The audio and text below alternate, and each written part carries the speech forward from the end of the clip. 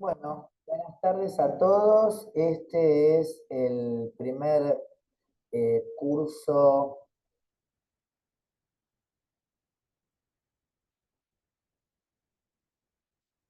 de VIH y unidad de cuidados intensivos. Realmente estamos muy contentos de, de poder empezar, ¿no es cierto?, a rodar con una idea que tiene muchos años, como verán, porque, bueno, desde hace muchos años también trabajamos en el Departamento de Atención Intensiva al Paciente Infectológico Crítico, o DAIPIC, en aquellos años que empieza la pandemia de VIH-Sida y que llega a nuestro hospital.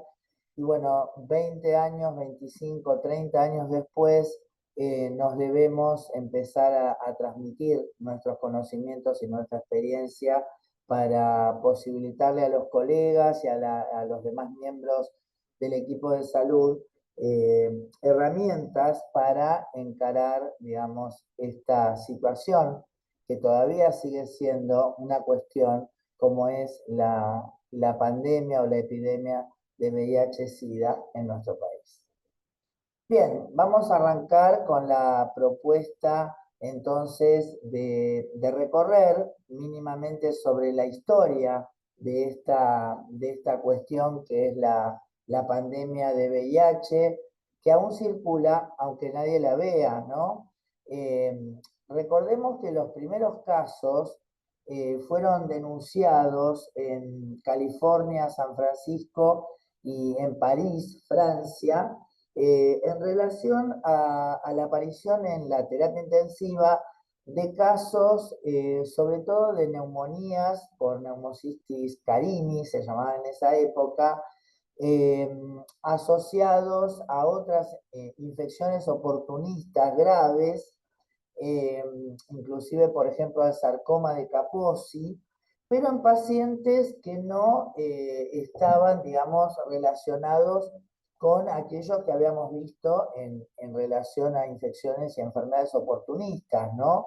O sea, estas infecciones o enfermedades normalmente se asociaban a situaciones de inmunodeficiencia, como puede ser tratamiento crónico con inmunosupresores por enfermedades autoinmunes o por trasplante de órganos o tratamientos oncológicos.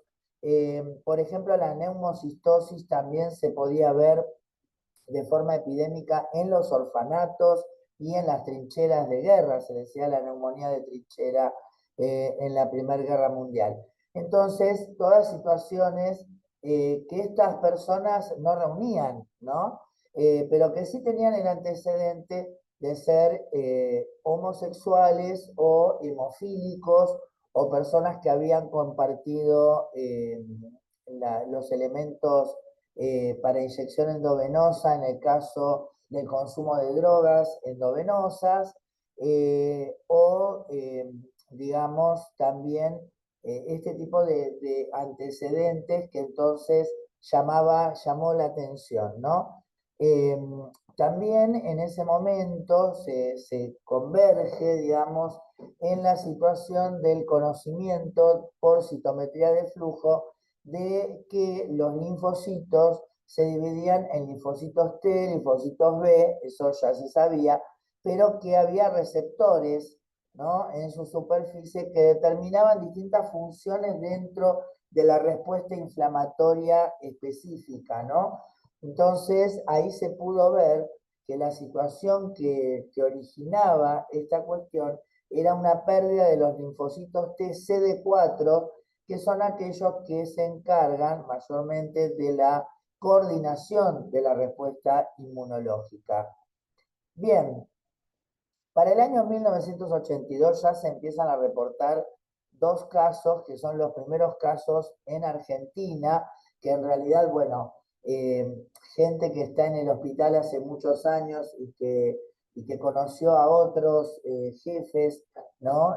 Médicos que en su momento anterior, muy anterior a esto, habían visto que había algunos casos ya donde convergían varias infecciones oportunistas, lo cual marcaba que había una inmunodeficiencia que era en ese momento de causa desconocida. Por supuesto que no vamos a creer que los primeros casos fueron a partir del 81 u 82, pero sí es cuando se registra lo que está sucediendo. Recién para el año 1983 se produce el aislamiento del virus por parte del doctor Luc Montagnier, el doctor François Brun-Bessinet y la doctora Barré-Sinoussi. Esto es en el Instituto Pasteur en Francia, y ellos logran, a partir de una secuenciación, dar con que se trata de un virus retrovirus, porque es un virus ARNM, o sea, su secuencia genética no está almacenada en forma de ADN o ácido desoxirribonucleico, sino en forma de ARN, ¿no? Ácido ribonucleico.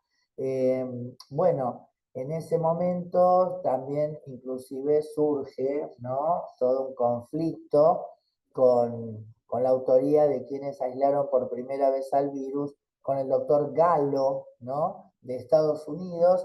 Todo esto está muy lindo, muy bien expresado en la película Y la banda siguió tocando, que los invito a verla porque realmente es una película que cuenta, digamos, los pormenores, ¿no?, de estos primeros momentos, y el derrotero, ¿no?, de los miembros de la comisión del CDC de Estados Unidos, eh, para lograr que se reconozca lo que estaba sucediendo y que se tomara cartas en el asunto, como veremos luego. Pero los invito a ver esa película que se llama Y la banda siguió tocando, que con respecto a los datos históricos y a los hechos que sucedieron, es muy fidedigna.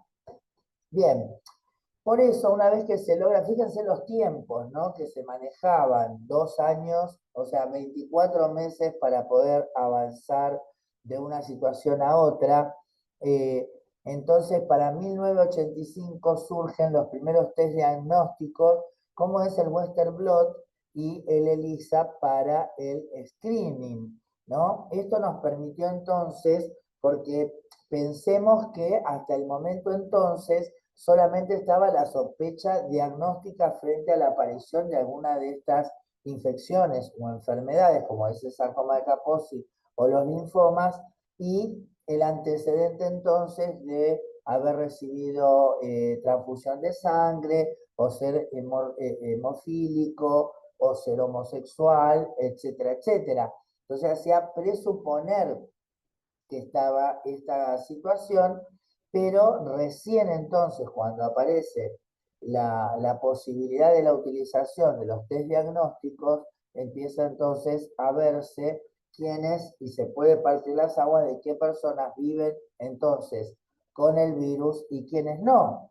Y esto también hizo que entonces se dieran cuenta de que había mucha gente que tenía el test positivo, pero que no estaban enfermos.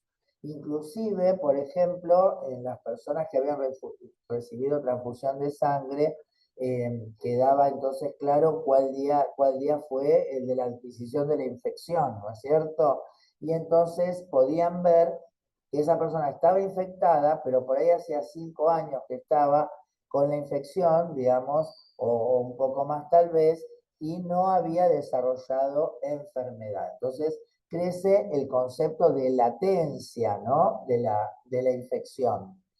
Bien, para el año 87 aparecen los primeros fármacos que son, por supuesto, producto de la investigación de cuál era, digamos, la forma de actuación del virus, por supuesto, y entonces aparecen los primeros inhibidores nucleosídicos de la transcriptasa reversa, porque, digamos, dentro de la dotación de genes, una de las cosas que producía era la transcriptasa reversa para poder pasar el ARN que tenía en su secuencia de información genética del virus a ADN, para poder incorporarlo entonces al ADN de la célula humana y de esta manera empezar la replicación del virus, la reproducción y la replicación. Entonces, bueno, aparecen entonces estos análogos de la transcriptasa reversa, que son el famoso y querido acetate o sidobudina, o ácido budina, y la didanosina o DDI y la salcitabina o DDC. Bien, esto produce, por supuesto, toda una revolución, ¿no? Porque realmente se veía que las personas, digamos, si bien inicialmente estas medicaciones tenían, por ejemplo, el ácido budina tenía mucha toxicidad, ¿no? Porque se usaba 3 veces más la dosis que después quedó como dosis de uso.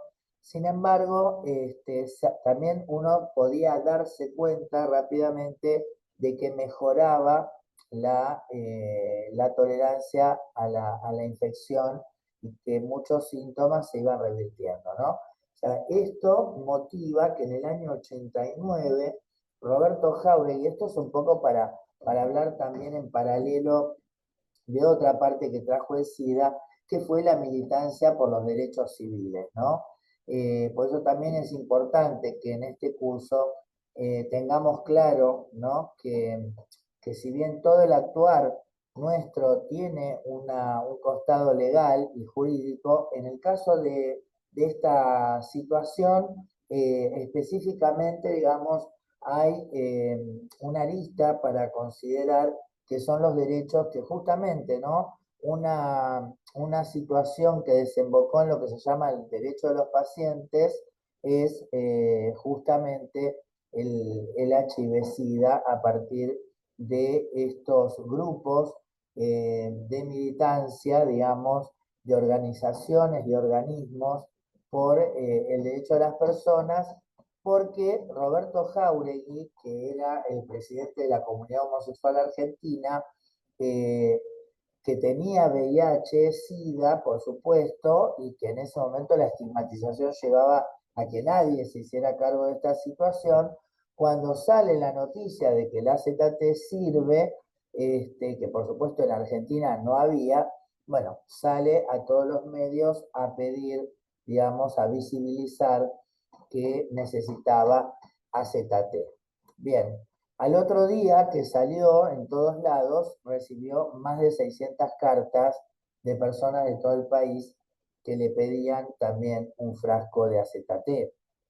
Así que de ahí surge dos cosas, ¿no es cierto? Por un lado, la Fundación Huésped, ¿no? Que Pedro Can, digamos, entre comillas, se asocia a Roberto Jáuregui para generar esa organización que termina, digamos, trayendo de Estados Unidos el AZT para las personas y bueno, por supuesto que en un primer momento había que pagarlas, ¿no es cierto? Y esto también, digamos, condiciona, porque el costo de estos medicamentos, por supuesto, son de miles de dólares mensuales y que no tienen una duración en su tratamiento que digamos, bueno, es por 3 meses, es por una semana, es por 5 años, es por toda la vida, hoy por hoy. Entonces, por supuesto, esto también genera una militancia donde termina reflejándose en la ley de SIDA y la creación del Programa Nacional de Lucha contra el SIDA, que a su vez, digamos, también por ley debe proveer y debe garantizar que tanto las obras sociales como las prepagas como el Estado brinden entonces la asistencia para acceder a estos tratamientos.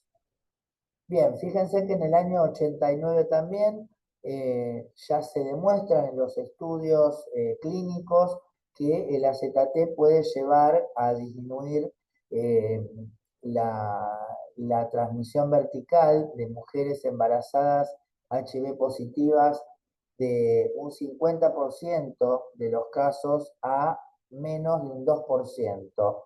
Eh, bueno, por supuesto fue una excelente noticia, ¿no es cierto? Bien, como decíamos, en el año 1990 se dicta la ley de SIDA, se crea el Programa Nacional de SIDA, basado en el Programa Nacional de Tuberculosis, ¿no? Que ha sido, digamos, ejemplo, la tuberculosis, que está muy relacionada, como vamos a ver, con el HIV también. eh, Dos cosas, ¿no? El tratamiento secuencial con el cóctel y la necesidad de generar un organismo nacional que garantice la provisión de medicamentos para entonces disminuir la circulación comunitaria de estas infecciones, ¿no?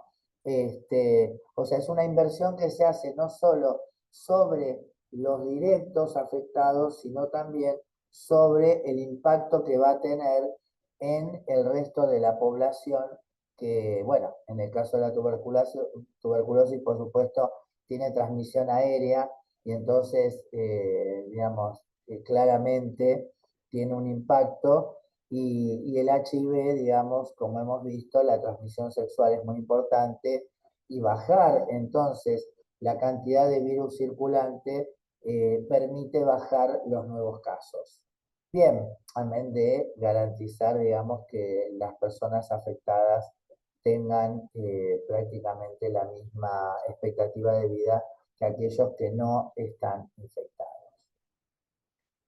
Bien, en el año 93 aparece también la citometría de flujo, ¿no es cierto?, como método accesible para los laboratorios, en este caso de nuestro hospital, para poder entonces conocer la condición inmunológica, porque ya ahora podíamos conocer la condición serológica de que la persona podía estar infectada, pero sí, obviamente, si la persona tenía enfermedades marcadoras, sabíamos que ya estaba con inmunodeficiencia, ¿no? Pero también con esto pudimos ver que las personas podían estar infectadas y por mucho tiempo tener un nivel de CD4 por encima del normal, con lo cual la enfermedad, digamos, tenía más tiempo de duración y entonces se transforma en la idea de que es una infección crónica.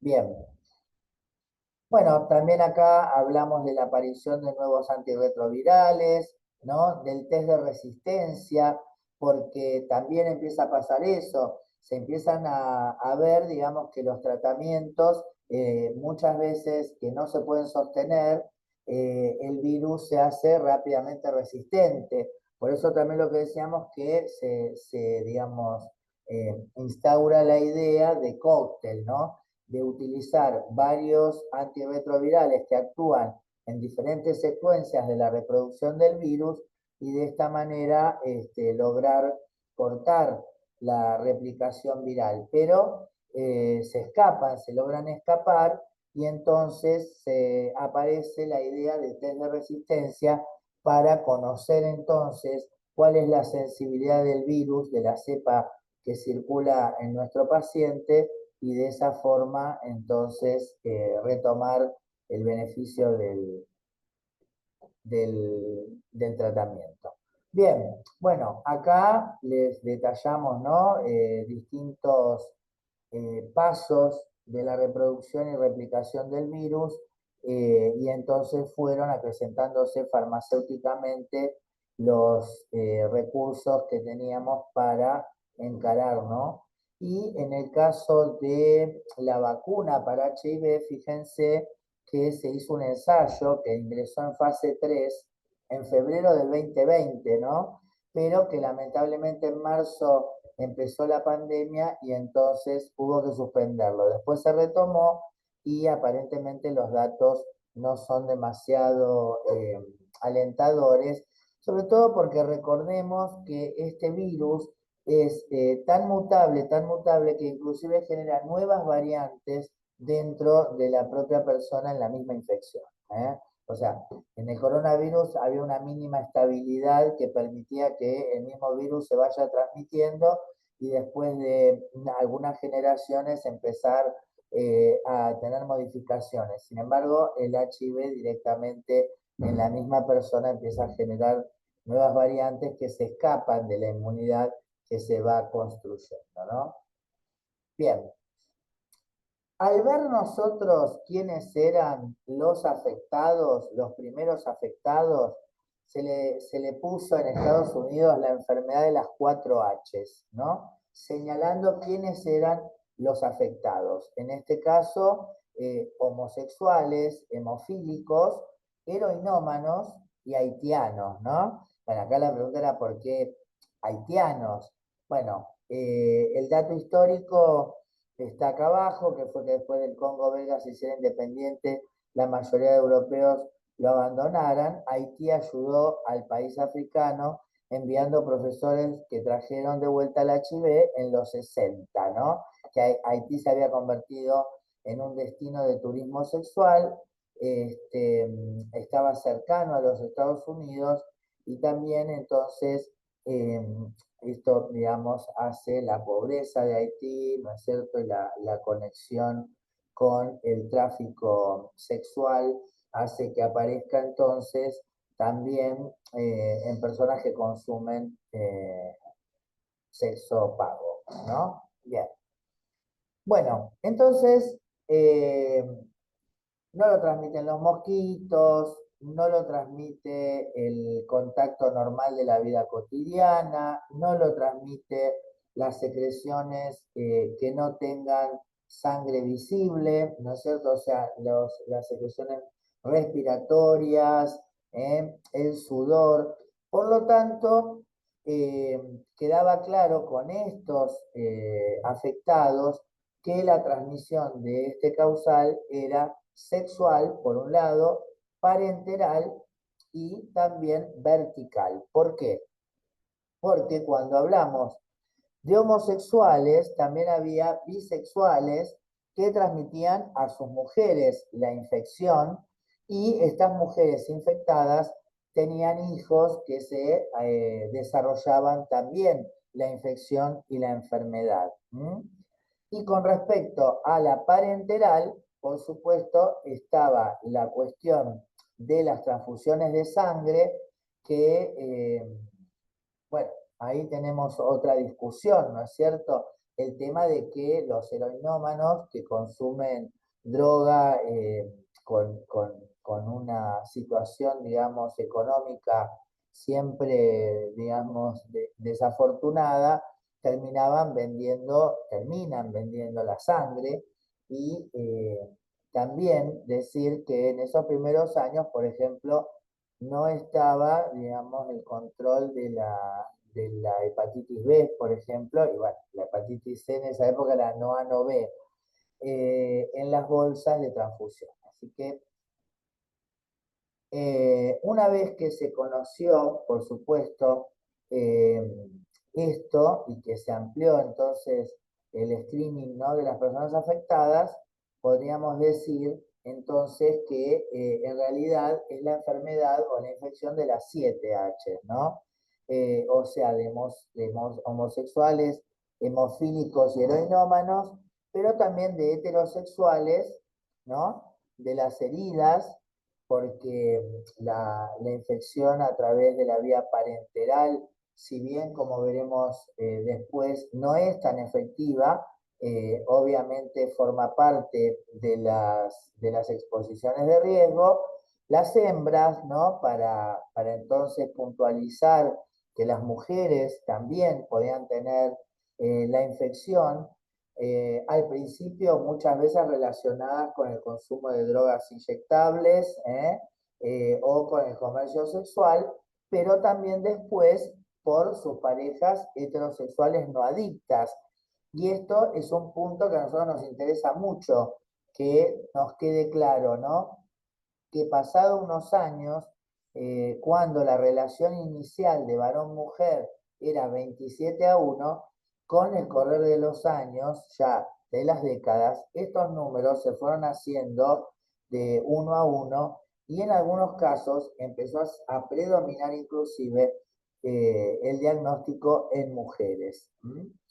Heredados de entonces exposición sexual sin protección en parejas estables.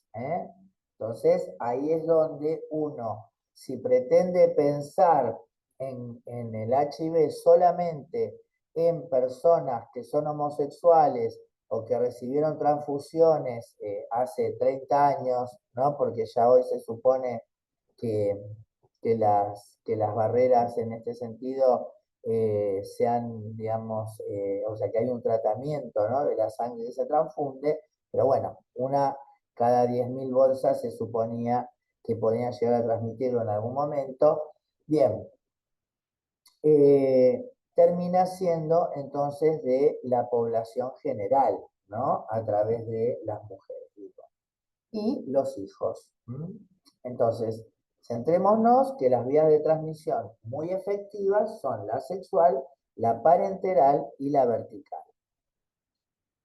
Bueno, cuando empezó entonces, en este sentido que lamentablemente cuando llega el HIV, la pandemia, ¿no es cierto?, que llega primero al norte, digamos, o en realidad llega primero a África, ¿no?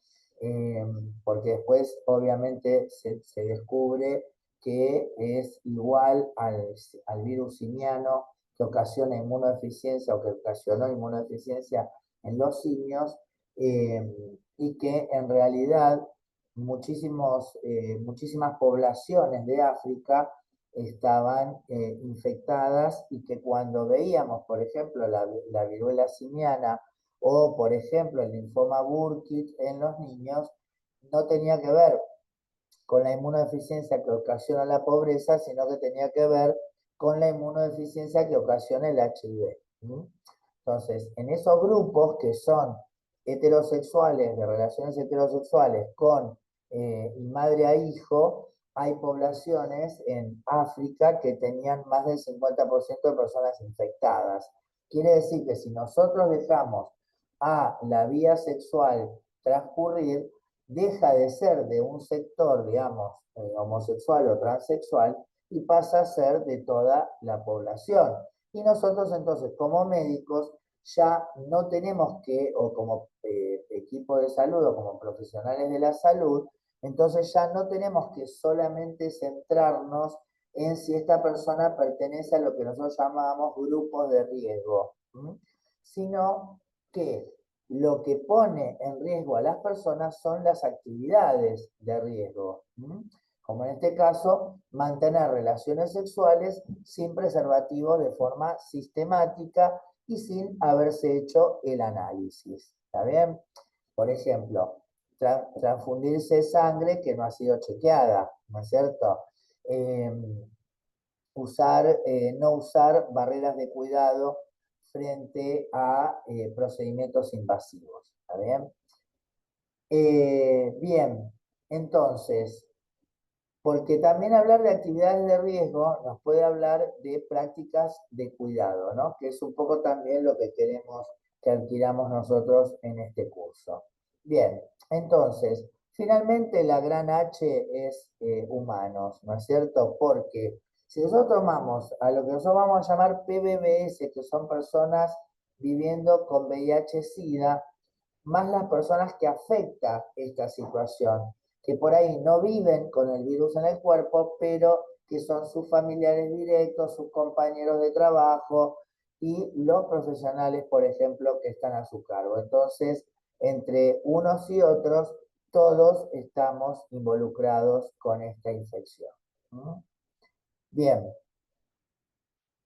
cuando comienza toda esta historia, allá por el 81, pensemos que los casos se conocen a partir de la enfermedad, ¿no es cierto? Porque se desconocía que la persona estaba infectada y, digamos, después cuando conocimos a través de los estudios que la infección antes de tener enfermedad podía llevar hasta en promedio 10 años, bueno, la historia natural entonces de esta enfermedad o de esta condición era iniciarse con una infección, una primoinfección, donde tenemos una infección aguda, ¿no? Que generalmente no da síntomas o que su síntoma es un cuadro gripal, ¿no? pero que obviamente no vamos a tener probablemente certificado el antecedente, y entonces sí lo tenemos que pensar si aparece en alguien que viene, bueno, que sufrió una violación, que sufrió, digamos, o que tuvo relaciones sexuales sin protección con alguien que conoce como HIV positivo y que no está en tratamiento. Bueno, y de ahí, digamos, pasábamos a la enfermedad, ¿no es cierto? En este caso, bueno, las infecciones oportunistas y finalmente la muerte, ¿no? O sea, nosotros teníamos solamente la posibilidad de abordar a un diagnóstico eh, a través de, bueno, inicialmente inclusive esto, ¿no? De pensarlo en la enfermedad, encarar un tratamiento y entonces hacer lo que se llama reducción de daños. O sea, no pudimos evitar la aparición de la infección, pero podemos desarrollar, digamos, estrategias para disminuir el impacto. ¿Está bien? Esto es un concepto que también que se usaba, por ejemplo, en consumo problemático, pero que con el HIV, con la pandemia de HIV, con toda la cultura que se desarrolló en torno a esto, tomó sentido inclusive como política de abordaje, ¿no? Ahora bien, hay que tener en claro que cuando apareció el tratamiento antirretroviral, esa historia natural que llevaba de infección a enfermedad y de enfermedad a muerte, siempre, digamos, como mostrábamos recién, ¿no? Con con este, bueno, ahí estamos, ¿eh? Con esta secuencia, con este flujo de infección, enfermedad, muerte. Bien, lo que se logra es que entonces exista, digamos, la posibilidad de volver de la situación de enfermedad a la situación de infección crónica asintomática, ¿no es cierto?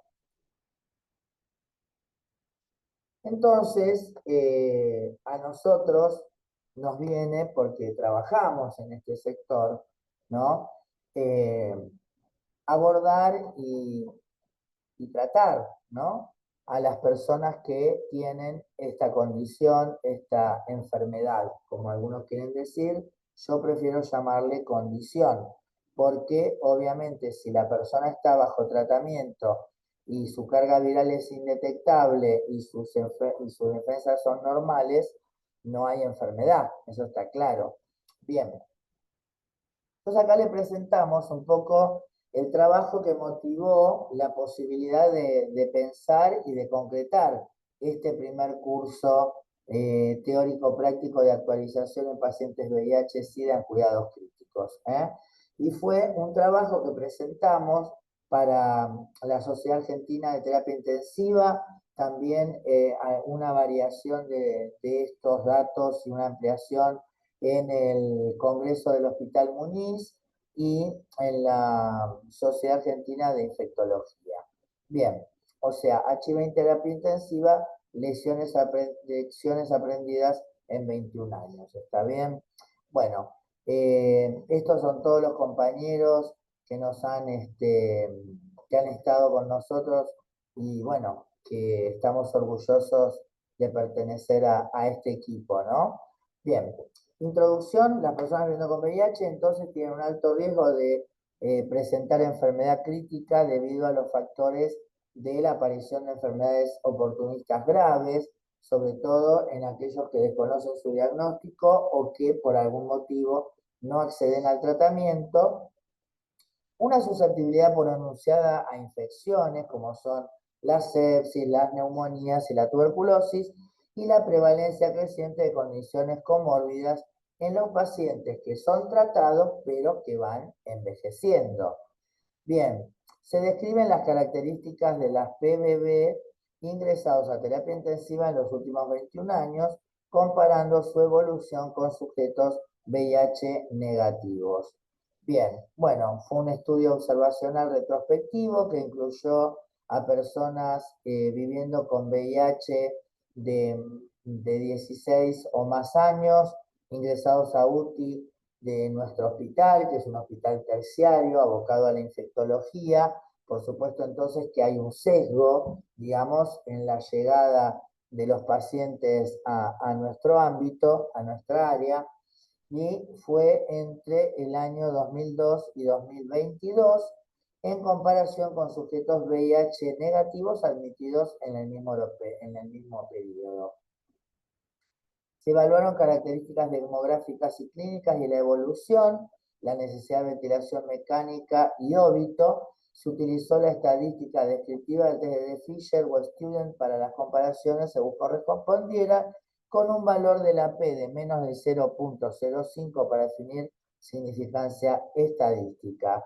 Bueno, se utilizó el programa EPIC-CAL 2000 y los datos de los pacientes fueron anonimizados. Bien, los resultados fueron que se incluyeron 5.483 pacientes, de los cuales 3.016 eran VIH positivos, predominó el sexo masculino. El recuento de CD4 estaba presente en 1.323 de los pacientes positivos, que entonces sería el 43,9% de ellos, de los cuales resultó que un 16,4% era mayor a 200 por milímetro cúbico y un 67,9% era de menos de 100 de CD4 por milímetro cúbico. ¿Está bien? O sea que esto ya nos marca inclusive un resultado, ¿no? Claramente. Quiere decir que las personas con más de 200 CD4, fíjense, fue solamente 16% de los que ingresaron, ¿no? Bien, sigamos. Los resultados, entonces, la mortalidad para las personas, perdón, la ventilación mecánica para las personas VIH positivas fue requerida en un 33,1% y en las negativas en un 28,1%, con una P menor de 0,01, con lo cual 0,01, con lo cual es significativo estadísticamente hablando, ¿no? Bien, después la mortalidad en las personas VIH positivas fue de un 30,5% contra un 20,1% de las personas VIH negativas. También acá entonces la P fue significativa. Y la permanencia en UTI, fíjense que para las personas HIV positivas fue en un promedio de 18,2 días y para las negativas de 9,3 días. Bien. Acá metemos entre medio otro trabajo que vino en la misma línea y que discriminó entonces sobre las causas de ingreso. Y en este caso veíamos que las personas, entre los pacientes VIH positivos, más del 78% tenía como diagnóstico alguna enfermedad marcadora de SIDA. Por ejemplo, la neumocistosis fue el 51,3% de los motivos de ingreso, la meningitis o meningoencefalitis por criptococo un 20,4%, la toxoplasmosis cerebral un 15,1%, la tuberculosis pulmonar un 8,5%, la meningoencefalitis tuberculosa por un 5,2%, y el 22% restante tenía otras causas que también están relacionadas, como la más frecuente es la neumonía aguda de la comunidad, un 21,9%, y la sepsis en un 13,1%, entre otras. Bien, yo acá quiero destacar que las causas de ingreso a terapia intensiva de las personas viviendo con VIH, lo sepan o no, pueden estar relacionadas con inmunodeficiencia, o sea, por enfermedades oportunistas, pero también pueden suceder en personas que están tratadas, que no tienen inmunodeficiencia y que tienen otras situaciones que por ejemplo, alteraciones metabólicas relacionadas con el tratamiento antirretroviral o alteraciones inflamatorias relacionadas con infección crónica en el periodo, digamos, que anteriormente llamábamos de latencia o asintomático, eh, donde la persona puede tener hipercoagulabilidad relacionado con el estado de inflamación crónica. Cuando se analizaron estas tasas en función del recuento de CD4, se observó que esas diferencias se presentaron solo en el subgrupo de pacientes con un número de CD4 menor a 200, e incluso fueron más evidentes aún entre los sujetos con un recuento inferior a 100 CD4 por milímetros cúbicos, mientras que las personas viviendo con VIH con más de 200 o entre 100 y 200 tuvieron tasas similares a los individuos VIH negativos.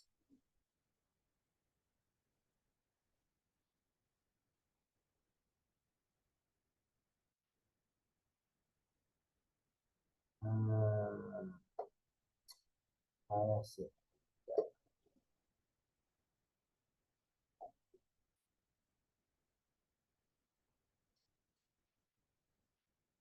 Bien,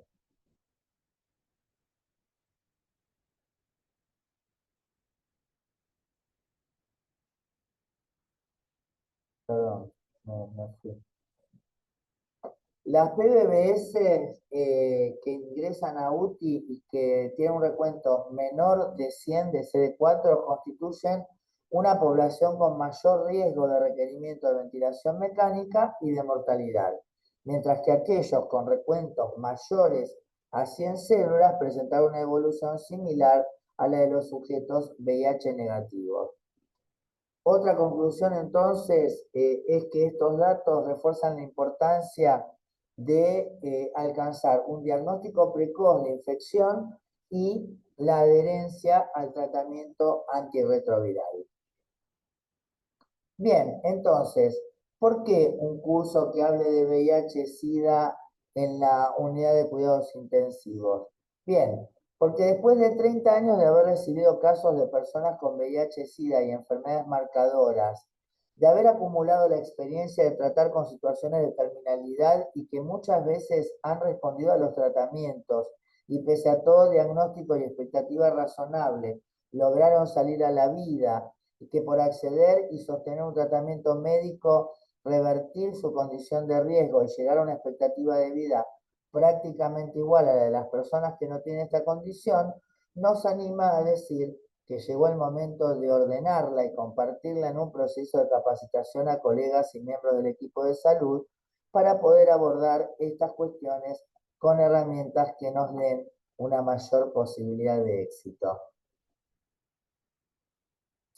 ¿Cuáles siguen siendo las preguntas más frecuentes en torno a esto a las personas que no trabajan directamente o que esporádicamente reciben a estos pacientes? Porque me gustaría recordar una definición de cuando yo empecé en el año 93 con el doctor Benetucci a conocer de esto, y había uno que decía que ser especialista en VIH-Sida era todo aquel médico que habiendo visto 5 pacientes con esta problemática, no tenía problema de seguir viéndolos. Yo creo que hoy todos nosotros estamos viendo personas con VIH, lo sepamos o no, y lo sepan ellas o no, ¿no es cierto? Sin embargo, sigue habiendo muchas dudas, no solo en la población general, en la comunicación, en la docencia, sino desgraciadamente también dentro del personal de salud, del equipo de salud. Y no queremos, digamos, que se tome como que creemos que ustedes no saben de esto, pero sí, bueno, queremos llegar a la mayor cantidad de personas con este curso y entonces decir, bueno, todavía existen estas preguntas y esperamos poder a lo largo de estas charlas, de estas clases, eh, disipar, ¿no? Estas dudas que tenemos todavía en torno al VIH-Sida. Por ejemplo, ¿qué diferencia existe entre la infección por VIH y el SIDA? ¿Qué y cuáles son las enfermedades marcadoras? ¿Qué tratamientos y sus interacciones están indicados en estas situaciones, qué es la carga viral y el conteo de CD4 y qué implican en la evaluación clínica de un paciente, qué pacientes son de riesgo para pensar en VIH-Sida, cuál es el riesgo de exposición en la UCI frente a pacientes con SIDA y cuál es la expectativa de recuperación de los pacientes con enfermedad SIDA. Bien. Según el boletín de la Dirección Nacional de SIDA, ITS, hepatitis y tuberculosis del año 2022, en los últimos 15 años la tasa de SIDA se redujo en un 58% y la de mortalidad se redujo en un 42%. En este momento mueren en nuestro país alrededor de 1.400 personas por año por VIH-Sida, lo que representa una tasa de mortalidad de 3,5 por 100.000 habitantes, valor promedio en los últimos años. Bien, esto, ¿qué quiero decirles? Por un lado, que estas cifras pueden no corresponder a la realidad, porque en realidad si revisáramos todos los boletines, estos números que ahora son 1.400 muertos por año, imagínense que 1.400 muertos por año son 4 muertos por día, en 365 días, y un poco más. Quiere decir que una persona cada 6 horas fallece de VIH-Sida o cada 8 horas en el país fallece de SIDA y todos sabemos que es mucha más la gente que seguramente fallece sin siquiera tener diagnóstico. Eso por un lado. Porque hay un retardo en la información que se recibe y porque hubo modificaciones en las fuentes de información y en la forma de medir las tasas que hizo que durante años, y hoy mismo dicen que son 150.000 personas, que por año se diagnostican 5.000 personas, y antes se diagnosticaban y fallecían, y ahora son 1.400 personas. Bien, finalmente queremos decirle a los que pensamos en este curso que no queremos que se conviertan en especialistas, pero sí que adquieran prácticas y saberes, herramientas y estrategias que les permitan abordar las problemáticas que también atraviesan esta temática, como es la familia, el consumo problemático, la salud mental, entre infinidades de condiciones que a veces acompañan a los pacientes y que bueno, por ahí nosotros, fíjense, la permanencia en UTI de un paciente no viviendo con VIH es de 10 días y de una persona con VIH es de 20 días, pero eso es un promedio, porque realmente tenemos muchas veces que las personas están hasta 20, 30 o 40 días internadas en la sala, con lo cual sí o sí nos empezamos a relacionar con la persona, con su historia, con su familia, con su entorno, con un montón de situaciones que, por supuesto, uno que trabaja en terapia intensiva no esperaba tener que lidiar con eso, ¿no?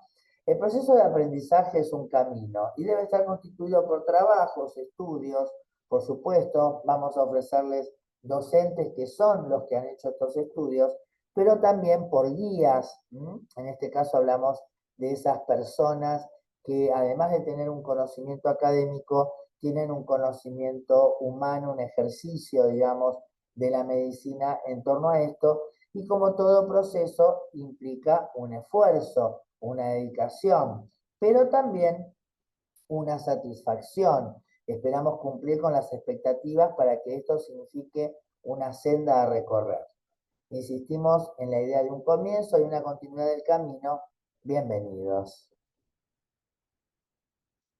Bien, entonces, acá tenemos que, ya lo dijimos, ¿no? El objetivo general es darles herramientas para que puedan abordar, digamos, la temática, brindar una actualización sobre las diferentes patologías, fomentar el inicio del tratamiento antirretroviral y el abordaje multidisciplinario del paciente VIH positivo.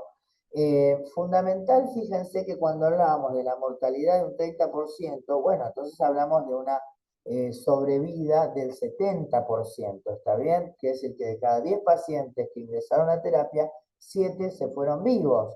¿Pero por qué se fueron vivos? Bueno, por esforzarnos en diagnosticar qué era lo que le pasaba, en iniciar las terapéuticas, en batallar contra un montón de intercurrencias que son las mismas que ustedes padecen en sus hospitales con otro tipo de patología, pero que bueno, por ahí que sabiendo que tomando las decisiones correctas, teniendo, digamos, en mente estos diagnósticos y esta posibilidad, podemos entonces no pensar que una persona que ingresa o que tiene VIH no tiene sentido que ingrese a terapia porque no tenemos nada para hacer por él. Bien, la fecha de inicio del curso entonces fue en esta semana del 29 de abril. La idea es que finalice el 8 de julio y el examen va a ser entre el 10 y el 12 de julio. La duración total son 10 semanas. Las actividades teóricas entonces son estas clases que estamos teniendo ahora con encuentros virtuales y una vez por semana a las 18 horas de los lunes vamos a tener entonces la posibilidad de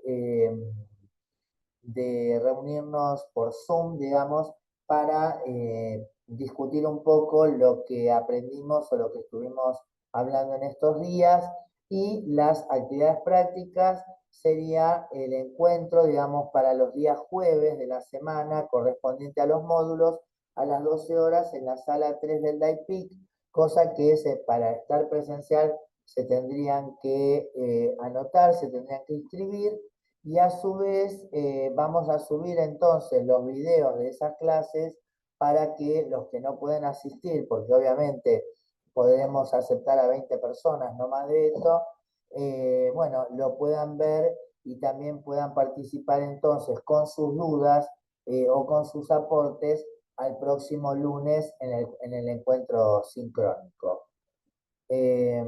Bueno, ya termino con esto. Si bien faltan algunas personas en esta foto que les estoy compartiendo, personas claves seguramente, vemos a colegas y amigos de esta aventura que hoy da un paso más, concretando el sueño de compartir nuestras experiencias y que sirva para mejorar nuestro trabajo y nuestros resultados. Esperamos cumplir con sus expectativas de cada uno de ustedes. Muchísimas gracias por estar. Bien, vamos a dejar de compartir la pantalla y vamos a finalizar entonces esta clase inaugural, esperando que, bueno, que sigan ahí, que les haya interesado y comentarles entonces que este primer jueves hacemos la presentación de un caso, que también, digamos, vamos a compartir un video hablando desde la visión de la postura de la paciente, de la persona que, que protagonizó, digamos, este caso clínico, y lo vamos a subir a partir también del jueves, después de ese primer encuentro sobre casos clínicos. ¿Está bien? Taller práctico de casos clínicos. Bueno, muchísimas gracias y esperamos comunicación sobre su impresión de estas y las demás clases. Un beso grande.